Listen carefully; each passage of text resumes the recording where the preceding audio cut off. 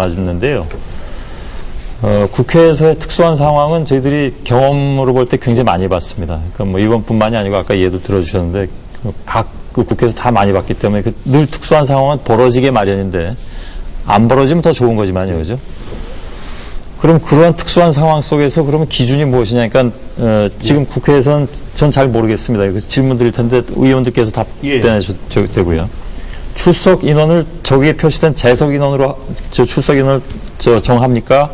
맞습니까? 아니 그러기 때문에 아니면 국회의장이 하나하나 뭐 출석을 부를 수는 없을 테고 지금 재석 의원으로 일반적인 경우에 맞겠죠. 그런데 예를 들면 어떤 분이 자기가 출석해 그 사람의 그 국회의원의 표결권이 침해되는 겁니다.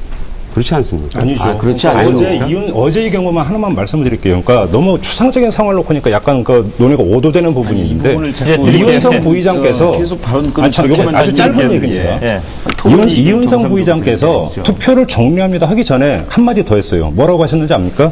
투표 다 하셨습니까? 이렇게 물어봤습니다. 다시 말해서 출석한 의원들이 재석한 의원들이 앉아서 버튼 누르고 있는데 의장이 일방적으로 자기 마음대로 그냥 종료시키는 게 아니라 투표 다 하셨습니까? 물어보고 확인 과정을 거치면서 투표를 종료합니다라고 선언을 한 거예요. 거기서는 지금 문 교수님이 말씀하신 그런 가정적 상황이라는 것은 성립되지가 않는다라는 겁니다. 예, 알겠습니다. 강 의원님께 드리죠. 의결 정족수가 충족이 돼야 그것이 투표의 행위가 결과로서의 법적 요건을 갖추게 되는 것입니다. 우리 국회법 109조에는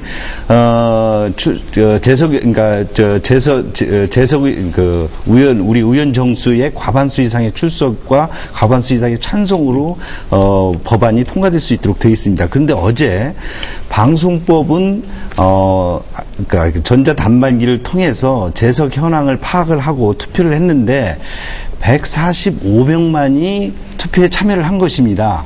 그렇기 때문에 그것으로 귀결된 그 방송법 그 투표 행위는 투표 자체가 성립이 안 됐기 때문에 이 부분을 다시 재투표에 붙여서 출석위원 과반수, 그러니까 재석위원 과반수 이상의 출석으로 투표 행위가 이루어진 것이고 이 부분에 대한 선례는 우리 지난 1948년 재헌국회에서도 의장이 선언한 이후에 표결 결과를 선포한 이후에 의원들이 계산에 착오가 있다는 이의신청이 있어가지고 이걸 다시 표결에 붙인 바가 있고요. 아까 우리 김종배 교수님께서 4건의 우리 한나라당에서 발표한 국회 사무처에서 발표한 사례가 이번 사례와 다르다 이렇게 얘기를 하시는데 물론 상황상은 다 다릅니다. 하지만 4건 모두 다 의결 마지막 안건으로 채택이 됐었고요. 그 당시 국회의원들이 중간에 빠져나가는 바람에 의결 정족수가 안 돼서 더 이상 진행할 수 없기 때문에 다음 회기라든지 다음 차수 그 다음 날 회의에서 다시 재투표가 된 것입니다. 어제 같은 경우는 아까 말씀드렸던 신문법과 방송법 그 다음에 IPTV법 이런 부분들이 진행되는 과정에서 방송법 부분에 있어서 의결 정족수가 모자랐던 것이죠. 그렇기 때문에 그 이후에 다시 그러니까 그런 의결 정족수의 의결 정수가 다 있을 것이라는 추정이 충분히 가능하기 때문에 신문법이 통과가 된 지 얼마 안 되지 않기 때문에 다시 재투표에 붙여서 투표를 해보니까 결과적으로 재석 의원 과반수 이상의 참여가 있었고 또 과반수 이상의 찬성으로 이렇게 가결됐던 것이죠. 이런 부분들은 지금 우리가 국회법에서 규정되는 절차에 어긋나 있지가 않아요. 예. 아까 문재환 교수님이 지적한 것은 그럼에도 불구하고 실제 그 회의장에 많은 재석 의원 과반수 이상의 출석이 있을 수 있다. 이러기 때문에 그 행위 자체도 어제는 그게 뭔가 제가 하나만 말씀드릴게요. 지금 이제 4가지 이제 선례를 가지고 말씀을 하셨는데 이제 중요한 말씀을 하셨어요. 그러니까 약사법 같은 경우는 저도 찾아봤는데 그때는 투표 행위 자체가 성립이 안 됐어요. 다시 말해서 되지가 않았습니다. 왜? 지금 강 위원님께서 말씀하신 대로 의원들이 빠져나가면서 세보니까 의결 종족수가 안 되거든요. 그래서 투표 안 하고 다른 날 투표를 한 겁니다. 그러니까 이건 아무 문제가 없어요. 그런데 문제는 어제의 경우는 투표 행위가 발생을 했고 네. 이윤성 부의장께서 투표를 종료한다고 투표 종료 선언을 했고 그래서 개표를 해보니까 의결 정족수 미달이었고 그러면 네. 이건 투표 불성립이 아니라 당연히 부결이 되는 것이죠. 의결 정족수가 안 찼으니까 투표 불성립이죠. 저기 의결 정족수가 차야 어저께 의결 정족수가 차야 되죠. 아수라장과 같은 국회를 여기 토론에서 아수라 토론으로 할 이유는 없다고 생각하고요. 지금 말씀하신 토론의 내용은 헌법재판소에 지금 조정 신청을 해놨으니까 저는 네. 그 판결을 알겠습니다. 받아들일 필요가 있다고 생각해요. 홍성걸 교수 말씀을 못 들었는데 근데 저도 한마디 하겠습니다. 대단히 죄송한데 저도 뭐 여기 나와서 자리 채우고 앉아 있는 게 그냥 앉아 있는 것은 아니고 그 말씀을 들어보니까 참으로 답답합니다. 이게 이 보시고 싶은 것만 지금 보시고들 계시고 또 다른 쪽은 전혀 고려를 하지 않으세요. 뭐 다 양쪽 다 일리가 있는 것 같습니다. 그런데 그러면 무효로 하느냐 유효로 하느냐 간에 그럼 앞으로는 어떻게 될 거냐 이 말이에요.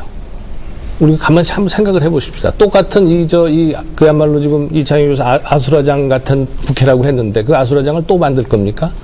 또 국대적으로 망신할 겁니까? 의원님도 그러고 싶으세요? 그렇게 하십시오 그러면. 지금 국회 어차피 야당에서 헌법소원 제기해놨지 않습니까?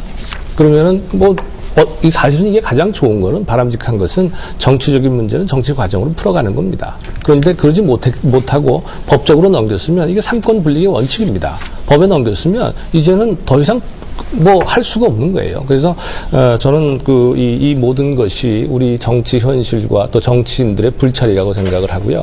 한나라당만 잘못됐다, 민주당만 잘못됐다 이거 아닙니다. 세상에 국회의원들이 표결하는데 막고 못하게 하는 나라가 세상에 어디 있습니까? 그래서 제가 초면에 말씀드렸죠. 반장 선거보다도 못한 겁니다. 네. 저는 이번 국회 과정을 보면서요. 이게 일방주의적 국정 운영이라고 아까 제가 맨 처음에 말씀을 드렸었는데 이 일방주의적 국정 운영이 국회 내에도 그대로 전이가 됐고요.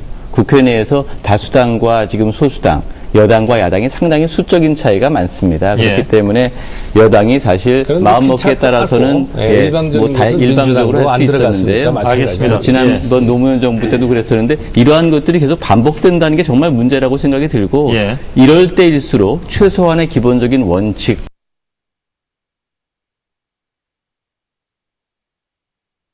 과정들, 절차 이런 것들을 준수해 줘야지 우리가 민주주의가 지켜지는데 최소한 어저께 아수라장 속에서의 국회에서는 그러한 것들이 전혀 없었고 그러한 것들이 없었기 때문에 이렇게 정말 엄청나게 수적으로 많은 의석을 갖고 있는 여당에서 이러한 무리수와 실수와 이런 것들이 반복됐던 게 아닌가 생각이 들고요. 알겠습니다. 그런 면에서 여당이 좀 책임을 져야 될 부분들이 있다라고 생각이 들어요. 잠깐만요. 전적인 시각이 국정의 일방 통행을 그렇게 오해하고 있고 오판하고 있는 것 같습니다. 일방적인 해석 같습니다. 마지막으로요. 아까 강승구 의원께서 국회 사무처에서 제출했던 4건의 그 사례를 말씀을 하셨어요. 우리 홍 교수님께서 이거는 이제 법원의 판단에 맡기자, 법원의 판단에 맡겨야 되겠죠. 그러나 오늘 이 부분은 굉장히 중요한 의제이고 또 강승규 의원께서 국회에서 제출한 그 사례를 말씀하셨기 때문에 이제 한 가지만 간단하게 말씀을 드릴게요. 이 4건의 사례는 이만석 국회의장 시절, 김태식 부의장 시절, 박관영 국회의장 시절, 이용희 국회 부의장 시절에 있었던 사례입니다. 그런데 지금 이번에 사례하고 가장 틀린 핵심적인 사례는 뭐냐면은 이분들이 이 투표를 시작을 하지 않았거나 또는 투표를 시작하고도 종료 선언을 안 했다는 것입니다. 왜냐면은 아까 우리 문 교수 표현으로 얘기하면 출석 의원이고 재석 의원이 출석하고 있는 재석 의원이 과반수 의결 정족수에 미달하기 때문에 이걸 투표 종료를 선언하면 그 회기 중에 다시 상정하지 못한다는 일사부재의 원칙을 고려를 해서 투표 종교를 선언을 하지 않았던 것이죠. 모두 4건이 다 그렇습니다. 그런데 참 한나라당으로서는 유감스럽게도 그리고 민주당으로서는 참으로 다행스럽게도 이윤성 국회 부의장께서 투표 종교를 선언을 해버린 것이죠.